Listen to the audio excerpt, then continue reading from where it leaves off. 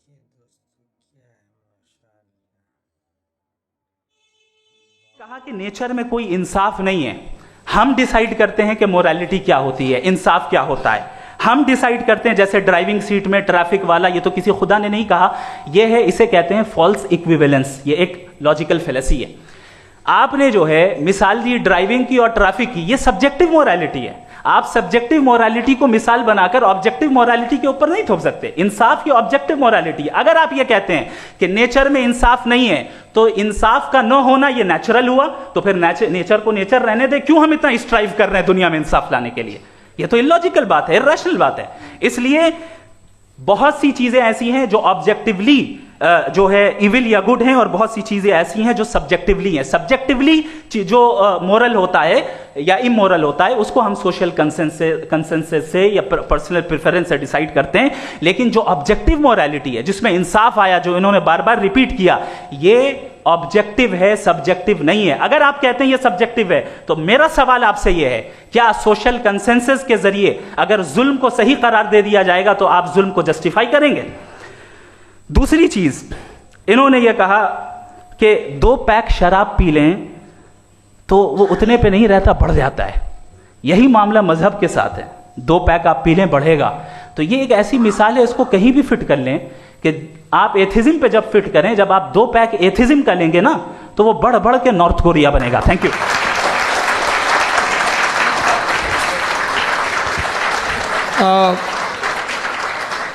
First round की rebuttal के लिए मैं जावेद साहब को इनवाइट कर रहा हूं। आपके पास 7 मिनट का वक्त है, रीसेट कर दीजिएगा प्लीज़। मुझे इस बात की खुशी है कि मुफ्ती साहब ने भी मान लिया कि नेचर में कोई इंसाफ नहीं है। तो कोई भी चीज़ जो इंसान ने नहीं बनाई है उसमें इंसाफ नहीं होता है। एक बात मैं आपसे अर्ज़ करूँ, ज़रा पता लगा लीजिएगा, ये जो आप बाग में जाते हैं बेहद खूबसूरत फूल देखते हैं ना, इनमें से कोई नेचुरल नहीं है। ये सारे फूल क्रॉस करके बनाए गए हैं। जो जंगल में फूल होते हैं नहायत मामूली होते हैं। ये फूल इंसानों ने बनाए हैं। जो आप बाग में देख के वाह वाह कहते हैं, ये इंसानों के बनाए हुए हैं। डिफरेंट फूलों को क्रॉस करके, डेवलप करके, फिर क्रॉस करके इस तरह से बनाए गए। नेचुरल फ्लावर नहीं। किसी जंगल वीरान में जाके आप गुलाब के फूल नहीं देखेंगे। ये सब बनाए हुए इंसान ने, बहुत से काम इंसान ने किए। बाकी है कि आपने मेरी एक बात का जवाब नहीं दिया, जिससे मुझे शिकायत है कि फेथ क्या है और आप फेथ मांगते क्यों हैं मुझसे? आप तो लॉजिकल हैं, आपके पास तो सारे रैशनल्स हैं, आपके पास सारे सबूत हैं, तो आपको फेथ की डिमांड क्यों करते हैं कि भाई तुम सरेंडर कर दो और सवाल मत करो? कोई मजहब सारे सवाल करने की इजाज़त नहीं देता है और मना करता है कि ज़्यादा सवाल ना करो, बह जाओगे तुम। आप क्यों रोकते हैं? हकीकत यह है कि इंसानी तारीख क्या है। इंसानी तारीख ये है कि दुनिया में 2 तरह के लोग हुए हैं। एक वो जिन्होंने अपनी लाइल्मी की परस्तिश की है, दूसरे वो जिन्होंने अपनी इग्नोरेंस या लाइल्मी से झगड़ा किया है और मालूम किया है कि क्या है। ये जो आप कह रहे हैं, आज आप हैरान हैं कि भाई ये यूनिवर्स कैसे बनी। लोग हैरान थे कि सूरज डूबता है तो इधर से कैसे निकलता है। और आप एक कदम जाके हमेशा का मानने को तैयार है, एक कदम पीछे ही मान जाइए। भाई आप इसके बाद जाते हो, कहते सवाल ना करना कि ये कहाँ से आया, ये पावर तो हमेशा से हमेशा रहेगी। तो आप यूनिवर्स के बारे में मानने में क्या तकलीफ है? एक कदम पहले रुक जाइए। ये हमेशा से थी या नहीं थी, हमें मालूम नहीं है। और ये कहना कि हमें मालूम नहीं है, कमाल ये है कि दुनिया के सारे मजहब सब जानते हैं ये दुनिया कैसे बनी थी, कैसे मिटेगी, मरने के बाद क्या होगा, इनको सब इल्म है। इनको किसी को डायनासोर होते थे पहले ये नहीं पता था, किसी को नहीं पता। किसी भी दुनिया की मजहबी किताब में डायनासोर का जिक्र नहीं है। लेकिन बाकी सब बातें, how to make universe in 4 easy lessons and बाकी सब पता है। जिसको सब पता है वो गड़बड़ है। हम में ये इनकिसार, ये ह्यूमिलिटी होनी चाहिए कि हम ये कहें कि हमें ये बहुत सारी बातें नहीं मालूम, लेकिन हम उनकी परस्तिश ना करें, अपनी लाइल्मी को की परस्तिश ना करें। हम उसे पता लगाने की कोशिश करें। जिस दुनिया में आप बैठे हैं सर, ये हॉल जो है, ये इलेक्ट्रिसिटी जो है, ये माइक जो है, जिस हवाई जहाज से आप आए थे, वो जिस कार से आप यहाँ आए हैं, ये सब उन लोगों की बनाई हुई है जिन्होंने सवाल किए थे। ये दुनिया जिसमें आप आज आराम से हैं, ये उन लोगों की बनाई है कि जिन्होंने सवाल किए थे, और हर स्टेज पे इन सवालों को मकरूह कहा गया था, गलत कहा गया था। आप ज़रा तारीख पढ़िए, एक बड़ी दिलचस्प किताब है बर्ट्रैंड रसेल की, जिसमें उसने रिलीजन एंड साइंस कि कब से रिलीजन जो है साइंस के अगेंस्ट है, और हद तो ये है कि भाप के इंजन के खिलाफ थे, स्टीम इंजन के भी खिलाफ थे, और फतवे हुए उन पे, वेटिकन ने दिए। तो ये हमेशा, अभी जैसे ही ये राइट विंगर आते हैं अमेरिका में पावर में, तो वो जो अपना ये क्या बोलते हैं उसे, सीड क्या बोल रहे, सीड क्या जो, हाँ नहीं सीड जो होते हैं जिन पे जी, नहीं भाई, वो जो ह्यूमन बॉडी के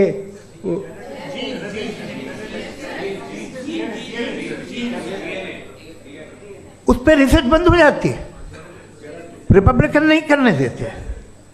अरे भाई इतना डर क्या है तुम्हें? एक ज़माने में बहुत नाराज़ थे ये सारे मजहबी लोग कि ये इंसान तो इंसान बनाने की कोशिश कर रहा है। आपको क्या तकलीफ भाई, बना ले तो बना लेने दो, ये खौफ क्या है? और ये सब आज जो आप कह रहे हैं नामुमकिन है, ये कैसे हुआ? मुझे एक किस्सा याद आता है। जब मैं छठी क्लास में था तो मैं मैथमेटिक्स में बहुत वीक था, तो एक टीचर रख दिया गया, उसने 1 2 3 4 5 6 7 तो सिखा दिया मुझे। वो दिन मैं भूल नहीं सकता हूँ मुफ्ती साहब, जिस दिन उसने ये बताया कि 1/2 क्या होता है और 3/4 क्या होता है। मुझे ऐसा लगा कि मेरा सर बीच से फट जाएगा। ये आदमी कह रहा है कि जो दीवार के अंदर जाओ वॉक करते हुए। आज हंसता हूँ मैं इस बात पे। तो आज जो बातें आपके जहन से बिल्कुल परे हैं और आप हैरान होते हो उन्हें देख के, एक वक्त आएगा कि मामूली लगेंगे। और हुआ है, आपकी इंसानी तारीख ही है। इतनी जल्दी सारे फैसले आप मत कर लीजिए, थोड़ा ये ह्यूमिलिटी रखिए कि भाई ये हमें नहीं मालूम। ये कहने में क्या आ रहा है? ये यूनिवर्स कहाँ तक फैली, ये कब से है और कब तक रहेगी, हमें नहीं मालूम। आपने फैसला कर लिया कब बनी। ये आपके हिसाब से कोई 14 बिलियन ईयर बनी जो समझा जाता है। उससे पहले हजारों करोड़ों अरबों साल तक खुदा बैठा क्या कर रहा था? खामोश बैठा था, ऐसी जमाइयाँ ले रहा था। फिर उसे आइडिया है, यार एक काम करते, वक्त अच्छा गुजर जाएगा, यूनिवर्स बनाते। सोचिए, वो तो हमेशा से है ना, मगर यूनिवर्स हमेशा से नहीं है, ये तो बनाई गई है। और उससे पहले क्या था, इनका क्या काम था? कैसी बात है, ये बड़ा आसान है। जो बात हमें आज धीरे धीरे पता चली है, बरसों 2000 और 2500 साल पहले आपको किसी ने बता दिया कि क्या था, आप मान गए, और तब से वही मान रहे हैं जो 2500 साल पहले कहा गया था। सब कुछ बदल गया है, सॉल्व हो रही हैं चीज़ें। अभी साइंस बिल्कुल दावा नहीं करती, या कोई फिलोसफर ये दावा नहीं करता कि हमें सब मालूम, बल्कि वो कहता है कि हमें जितना मालूम होता है उससे ये मालूम होता है कि हमें कितना कम मालूम। तो हम अपनी जहालत से लड़े, उसकी परस्तिश न करें। जी, टाइम है। Thank you so much. मैं तर्कों की श्रृंखला में राउंड 2 के लिए मुफ्ती साहब को आमंत्रित कर रहा हूँ। आपके पास एक बार फिर से 7 मिनट का वक्त है। शुक्रिया। जनाब जावेद अख्तर साहब कई मर्तबा दोहरा रहे हैं कि फेथ का मतलब बताइए, फेथ का मतलब बताइए। मैंने बता दिया, फेथ सही भी होता है, गलत भी होता है। और आज हम फेथ पे बात नहीं कर रहे, हम ट्रुथ और डज गॉड एग्जिस्ट पे बात कर रहे हैं। क्या डज गॉड एग्जिस्ट, ये ट्रुथ यानी गॉड है या नहीं है, इसमें से दोनों ट्रुथ क्या है। अब आप उसे फेथ कह लें, बिलीफ कह लें, नॉट माई बिजनेस। उसके बाद आपने कहा कि भाई सवाल करने से मजहब रोकता है। मैं कहता हूं जो रोकता है वो रोकता होगा, मैं नहीं रोकता, बल्कि सवाल करें, सवाल करना चाहिए। सवाल कर करके तो हम आगे बढ़ते हैं, तरक्की करते हैं, और इसीलिए मैं आज यहां पे आया हूं। लेकिन सवाल सिर्फ खुदा से नहीं होगा, आपसे भी होगा। सवाल एथिज्म से भी होगा, सवाल सिर्फ मजहब से नहीं होगा, सबसे होगा। और आज मैं सवाल करूंगा और उम्मीद है कि आप जवाब देंगे। अभी तक आपने वैसे कॉन्टिंजेंसी आर्गुमेंट का कोई जवाब नहीं दिया है। चलें, आपने कहा यूनिवर्स के बारे में इटर्नल क्यों नहीं बोल देते। ये चूंकि लॉजिकली पॉसिबल ही नहीं है कि यूनिवर्स इटर्नल हो। यूनिवर्स एक कॉन्टिंजेंट चीज है जो टाइम एंड स्पेस के पाबंद है, टाइम एंड स्पेस से बाउंड है। जो टाइम एंड स्पेस से बाउंड होगा वो कॉन्टिंजेंट होगा, जो कॉन्टिंजेंट होगा वो उसकी बिगिनिंग हुई होगी, जिसकी बिगिनिंग हुई होगी वो इटर्नल नहीं हो सकता। ये तो कॉमन सी बात है। आपने कहा कि किसी मजहबी किताब में डायनासोर का जिक्र नहीं है। अफसोस कि आज तक किसी मैथमेटिक्स की किताब में मुझे डायनासोर का जिक्र नहीं मिला। तो इसका मतलब मैथमेटिक्स की किताब बेकार है? नहीं, उसका वो टॉपिक नहीं है। रेवलेशन का और मजहबी किताबों का टॉपिक ये नहीं है कि आपको आके बताए साइकिल कैसे बनाते हैं या आकर ये बताएं कि जो है डायनासोर कब था। वो तो मोरालिटी सिखाने आया है, गॉड के बारे में बताने आया, नॉन फिजिकल रियलिटी की हकीकत को सिखाने के लिए आया। रिलीजियन साइंस को रोकता है? नहीं रोकता। अगर रोकता है तो गलत करता है। रिलीजियन साइंटिज्म को रोकता है, जिसमें हमारे जावेद साहब मुख्तल हैं। साइंस और साइंटिज्म में फर्क है। साइंटिज्म यह है कि आप समझें कि साइंस और साइंटिफिक मेथोडोलॉजी ये नॉलेज को हासिल करने का वाहिद सोर्स ऑफ नॉलेज है। यह है साइंटिज्म। हम इसे रिजेक्ट करते हैं। हम साइंस को तो तरक्की करते हैं, भाई आप हमारी पूरी तारीख कर लें, पढ़ लें तो आपको पता चल जाएगा। बहरहाल ये अलग टॉपिक है। उसके बाद इन्होंने एक लफ्ज कहा, वेटिकन ने फतवा दिया। वेटिकन का फतवे से कोई ताल्लुक नहीं है, दोनों कॉन्ट्राडिक्टरी अल्फाज हैं। उसके बाद उन्होंने कहा कि भाई हमें नहीं मालूम। अगर नहीं मालूम तो क्लियरली कह देना कि नहीं मालूम है, इसमें क्या हर्ज है। तो वही तो मैं कह रहा हूं ना कि आप कह दें कि नहीं मालूम, लेकिन क्लेम क्यों कर रहे हैं कि गॉड एग्जिस्ट नहीं कर रहा है।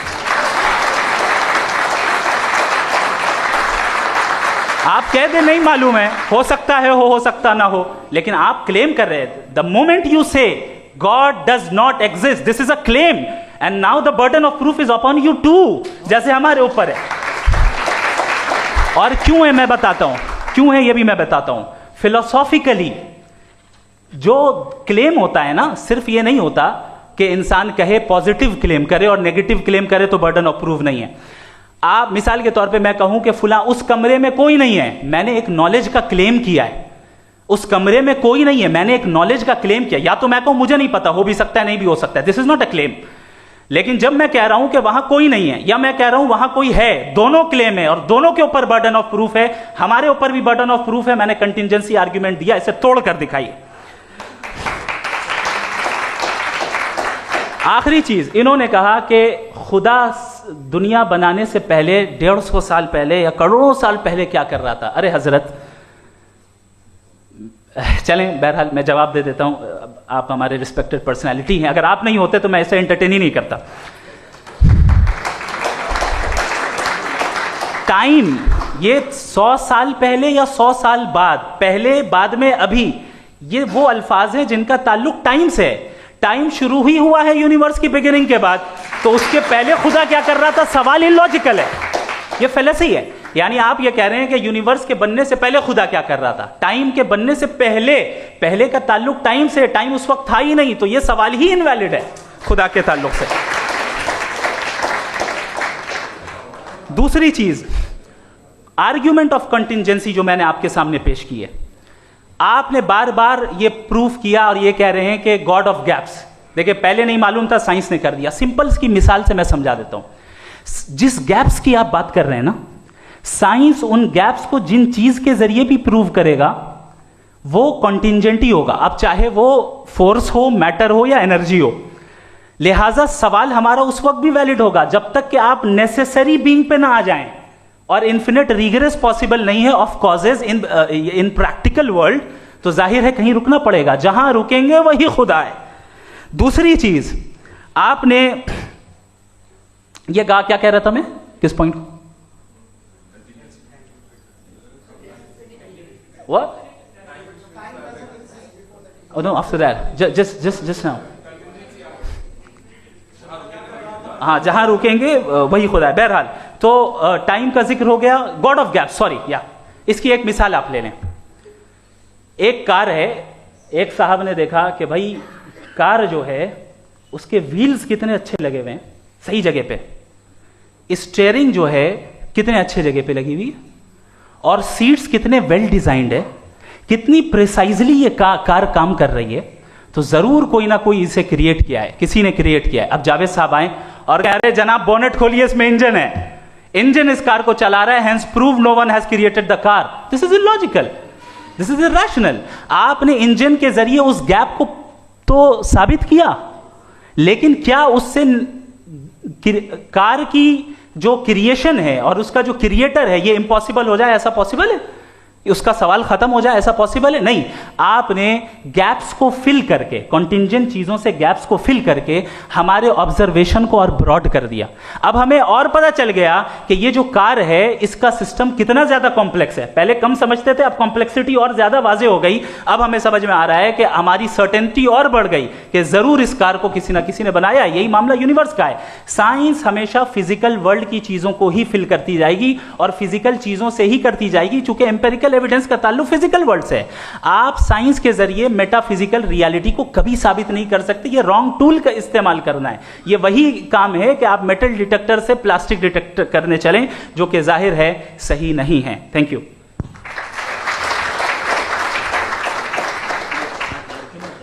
जी, ये आर्ग्यूमेंट का राउंड 2 है। हाँ। 7 मिनट है। पहले तो मैं आपसे अर्ज करूं कि आपने कहा कि जब कायनात ही नहीं थी तो वक्त भी नहीं था, कुछ भी नहीं था। कैसे नहीं था? खुदा था, एक एग्जिस्टेंस तो था ना खुदा का। तो जब खुदा था तो वक्त भी होगा। ऐसा नहीं कि कुछ भी नहीं था, खुदा था।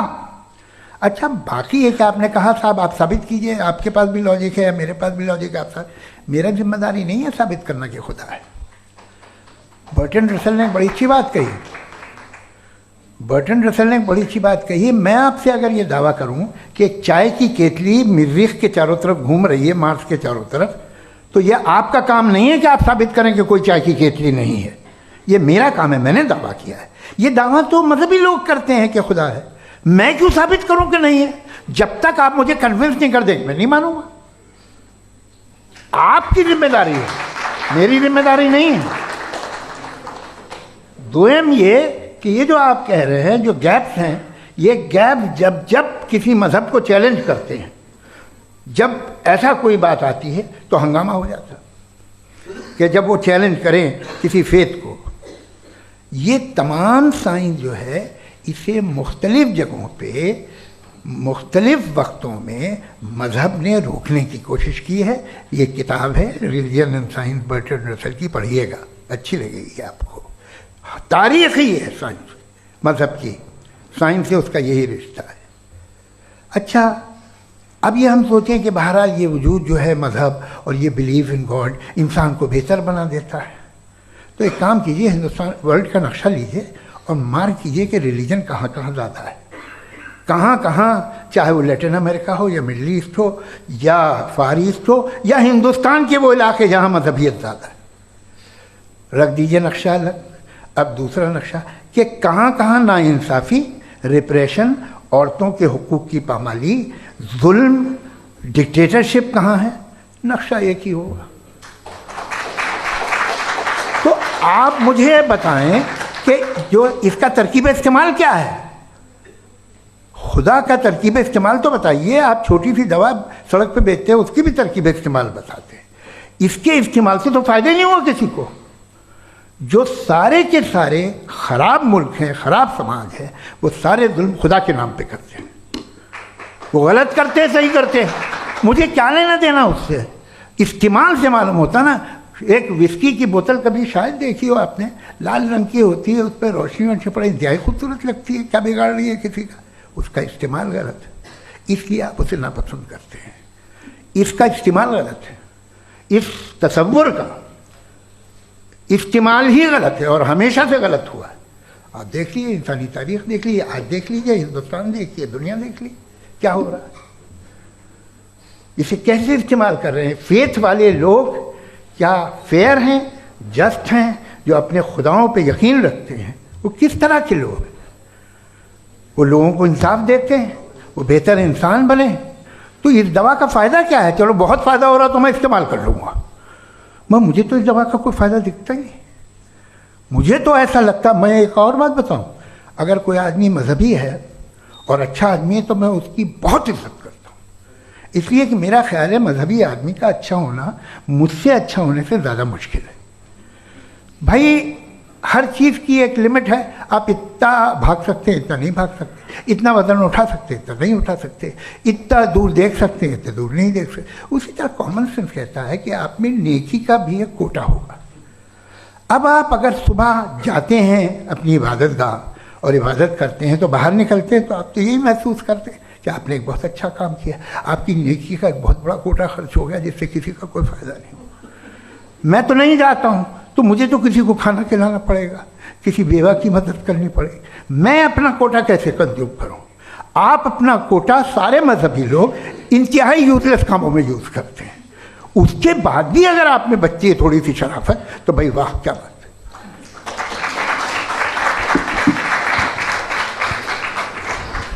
है। एक तो मुझे ये बात बहुत अच्छी लग रही है कि दोनों ही विद्वान समय को मानते हैं और बहुत समय से अपनी दलीलें और बाज़ दफ़ा समय से पहले अपनी तकरीरें पूरी करके अपनी अपनी कुर्सी पर बैठ रहे हैं।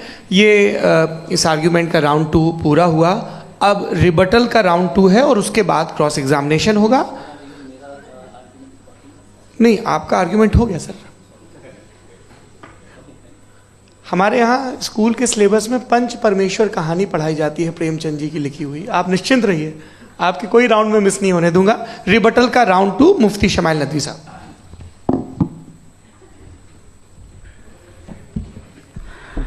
असल में जो हकीकी प्रॉब्लम है, असल प्रॉब्लम है वो ये है कि जावेद साहब के पास कॉन्सेप्ट ऑफ गॉड क्लियर नहीं है। इन्होंने कहा कि कायनात से पहले खुदा तो था, तब भी तो टाइम होगा। ये टाइम कायनात का हिस्सा है। हम खुदा, उस खुदा को मानते हैं नेसेसरी बीइंग का टाइमलेस होना जरूरी है, चूंकि वो टाइम का क्रिएटर है।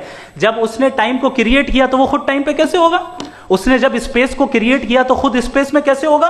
अगर वो टाइम एंड स्पेस को पहले से ही उसका पाबंद है तो फिर किस चीज को उसने क्रिएट किया? लिहाजा ये सवाल गलत है कि खुदा था तो टाइम होगा। बिल्कुल नहीं, टाइम के पाबंद हम है, खुदा नहीं है। हम फिजिकल वर्ल्ड से ताल्लुक रखते हैं, वो मेटाफिजिकल रियलिटी है। दूसरी चीज इन्होंने मिसाल दी कि चाय की केतली हवा में घूम रही होगी, और पता नहीं शायद वो बर्टन रसल का उन्होंने हवाला दिया। बहरहाल यही प्रॉब्लम है। प्रॉब्लम यही है कि हम चीजों के दरमियान डिफरेंशिएट नहीं कर पाते। ये जो आपने मिसाल दी ये इमेजिनेशन है, और मैं जो साबित कर रहा हूं वो लॉजिकल नेसेसिटी है। आप इमेजिन करने आए तो कुछ भी करें, जुपिटर में पिंक एलिफेंट होगा, यूनिकॉर्न होगा, करें, उससे कायनात पे क्या फर्क पड़ता है? उससे आप लॉजिकल नेसेसिटी साबित नहीं कर सकते। मैं तो उस प्राइम कॉज की बात कर रहा हूं, उस नेसेसरी बीइंग की बात कर रहा हूं जिसके बगैर इस कायनात का एग्जिस्टेंस मुमकिन नहीं है। दूसरी चीज, मजहब को साइंस चैलेंज करती है वगैरह वगैरह, ये हमारा टॉपिक ही नहीं है। मैं इस पर बात करूंगा तो फिर मेरा वक्त चला जाएगा। मजहब के ऊपर चूंकि हमारी डिस्कशन नहीं है, साइंस को मजहब और बिलखुसूस मैं और हमारा वर्ल्ड व्यू कम अज कम साइंस को पीछे नहीं करता है, साइंटिज्म की मजम्मत करता है। इसकी वजाहत मैंने पहले कर दी। दूसरी चीज इन्होंने कहा वर्ल्ड का नक्शा लीजिए, वर्ल्ड मैप लीजिए, 2 अलग अलग जगह की। हजरत मैंने ये होमवर्क किया था और मैंने मिडिल ईस्ट का एक नक्शा लिया और यूरोप का एक नक्शा लिया, ये मजहबी इलाका और ये लिबरल और एथीस्ट इलाका। मुझे पता चला कि सबसे ज्यादा रेप केसेस जो हैं वहां पर हैं।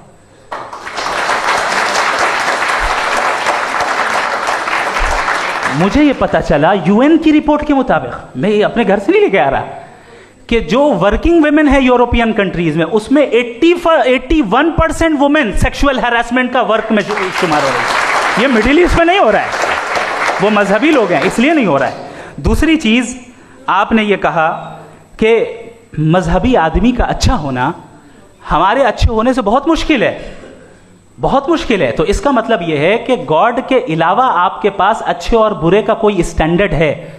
मैं चाहूंगा कि कन्वर्सेशनल स्टाइल वाली डिस्कशन और सेगमेंट पे इसी पे बात कर लेते हैं। Thank you very much.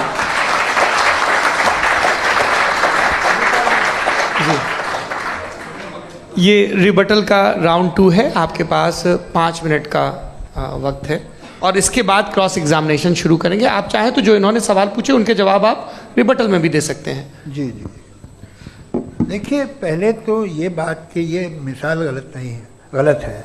इन्होंने पहले ही हमको डिसार्म कर दिया, कह लिया अकल से मामला सॉल्व नहीं हो सकता, लॉजिक से आप पहुंच नहीं सकते। ये एक मेटाफिजिकल चीज़ है। मेटाफिजिकल अजीब सा लफ्ज़ है, ठीक से किसी को माने नहीं मालूम इसके, तो ऐसा लगता है कुछ बड़ी चीज़ है।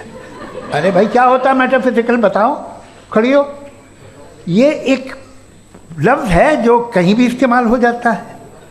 जब आप एक बात कर रहे हैं और आप मुझसे बहस कर रहे हैं तो मुझे मेटाफिजिकल मत बताइए, आप लॉजिकली मुझे प्रूव किए। और अगर लॉजिकली आप नहीं बात करते साहब ये मेटाफिजिकल है, तो फिर हम आप बात क्या कर रहे हैं? मेरा आपका किस ज़बान में कॉन्वर्सेशन होगा?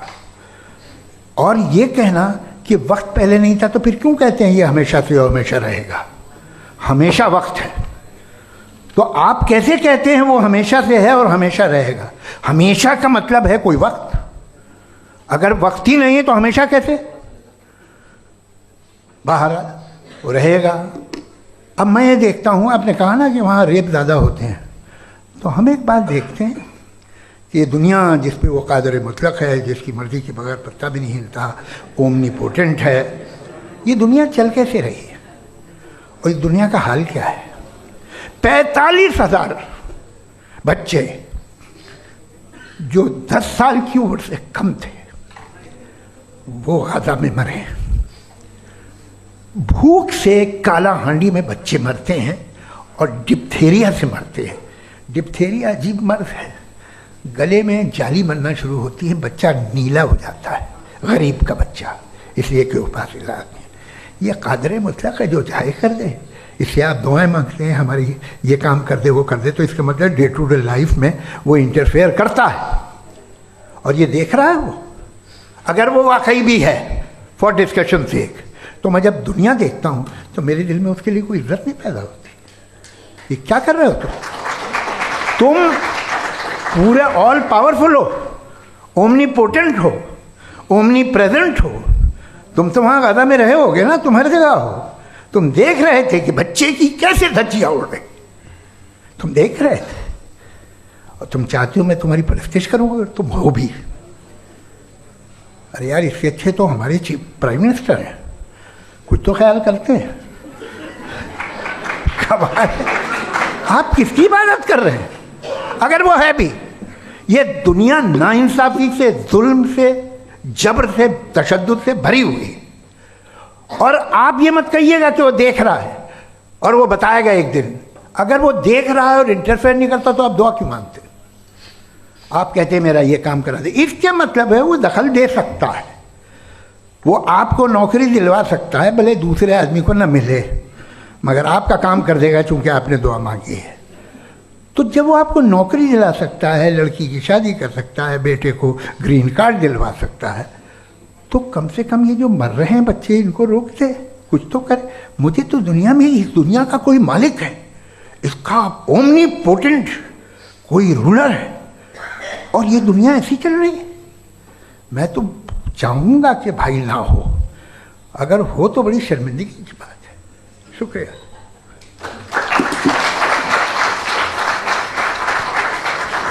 देवियों और सज्जनों, इस बहस के 2 राउंड और 2 रिबटल पूरे हो चुके हैं। अब सबसे ज़रूरी और सबसे मुश्किल राउंड शुरू हो रहा है, क्रॉस एग्जामिनेशन का। अब इन विद्वानों की सज्जनता की एक परख भी होगी और वक्त हमने 16 मिनट का तय किया है। पहला सवाल आप पूछना चाहेंगे? जी बिल्कुल। पहले बोले भी आप माइक ले लीजिएगा हाथ में, ये नीचे से ऑन जी। मैं बोलता हूँ, ये दायस हटा सकते हैं क्या हम थोड़ा क्विकली? दायस पीछे कर दीजिए बस थोड़ा सा, है, ताकि ये जो दाएं बाएं लोग बैठे हैं इसे हटा दीजिए। अब हम वहाँ तो जाने वाले नहीं, आराम से आराम से दोनों तरफ से हटा दीजिए।